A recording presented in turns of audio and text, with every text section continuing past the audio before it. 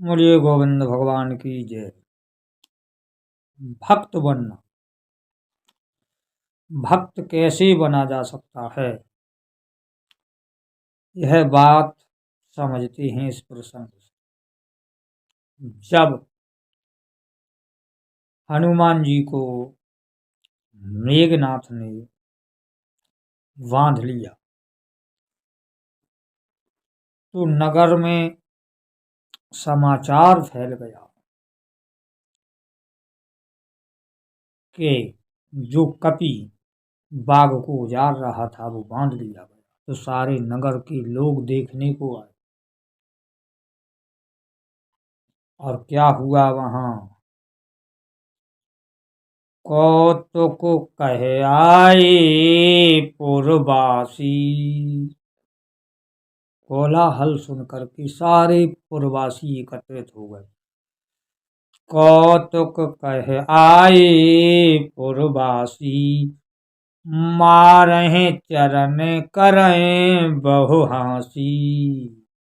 चरण प्रहार करते हैं, लात मार देते हैं और बहुत हंसी कर रहे हैं, ताली बजा रहे हैं। बताइए क्या स्तुति हो रही है। सारा नगर उनके शरीर में लातें मार रहा, हंसी कर रहा और वो आराम से उसे सहन कर रहे हैं। क्या कहा था हनुमान जी ने, मोहे न कछु बांधे की लाजा, कीने चाहे राम कर काजा। मोह कुछ बांधने की शर्म लिहाज नहीं है, ये गालियों की इन लातों का मुझे कोई खटका नहीं है, परवाह नहीं है। मैं तो राम काज करना चाहता हूँ। समझिए इस स्थिति से, यदि आप भक्त बनना चाहते हो तो संसार के वाक्यों का, संसार के अपमानों का क्या संबंध है। जो हो वो होने दो, तब आप राम काज कर सकते हो। पर यहाँ हमारी स्थिति क्या है कि हम वचन भी नहीं झेलना चाहते तो लात प्रहार कैसे झेलेंगे, हाथ प्रहार कैसे झेलेंगे, जब बात प्रहार भी मुझे परेशान कर देता है। और वहां हनुमान जी झेल रहे हैं, जबकि हनुमान की तुलना में हम आप कुछ भी नहीं हैं। उनकी तुलना आई है, क्या कहा गया है कि जिमे अमोघ रघुपत कर बाना, एही भांत चले हनुमाना। भगवान के अमोघ बाण के समान चाल है, वेग है। और क्या कहा है, जेहि गिर चरण देते हनुमंता, चले सो गए पाताल तुरंता। जिस पहाड़ में चरण का प्रहार देते हैं वह पहाड़ रसातल को चला जाता है। यहाँ एक कंकड़ भी जमीन में नहीं धसेगा। तब मैं किसी की सहन नहीं करना चाहता और दावा करता हूँ कि मैं भक्त हूँ। ये कैसी मूर्खता है, जिसके बल से पर्वत धसक जाए, जिसकी चाल भगवान की बाण के समान अमोघ हो, वह पुरुष दूसरों की लातें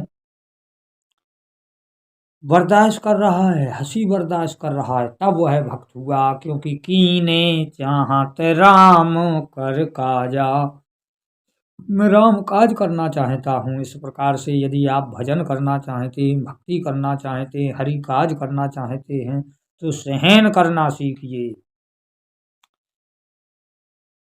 बर्दाश्त करना सीखिए। इस प्रसंग से यही समझना है कि अमोघ बल रखने वाले हनुमान जी संसार के कटुवाक और चरण प्रहारों को झेलते हुए महान कहलाए। हम्म कारण उनने अपने हृदय में वास्तव में हरि को धारण कर लिया। जो हरि को धारण कर लेगा उसे इस संसार का कोई भी अपमान पीड़ित नहीं कर सकता। लात प्रहार का अपमान भी पीड़ित नहीं कर सकता, और हमें वाक प्रहार भी पीड़ित किए हुए है। उन्होंने मुझसे ऐसा कहा। अरे भाई, यही विडंबना है हमारी, यही परेशानी है। इसलिए संसार की समस्त स्थितियों को सहन करना सीखिए, और सहन करने के बाद अपने आप में और अपने आप को प्रभु के हवाले समझिए, हवाले कीजिए, प्रभु की शरण में रहिए, और जो करें सो प्रभु करें, ऐसा संकल्प रखिए। जो करना है वो प्रभु करें, मैं तो मात्र निमित्त हूँ। जो मुझसे वह कराएंगे मैं वही करूँगा। ये उनकी इच्छा है कि अपमान करा रहे हैं, और उनकी इच्छा है तो सम्मान कराएंगे। जो प्रभु इच्छा है वही होगा।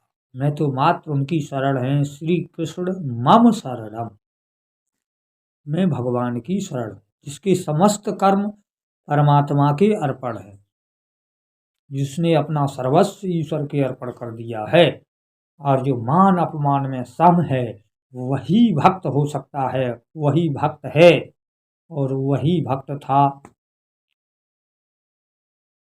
जो मान अपमान को सहन करने में समर्थ नहीं है, वो भक्त नहीं है, और भक्त हो भी नहीं पाएगा। इसलिए समर्थ बनिए,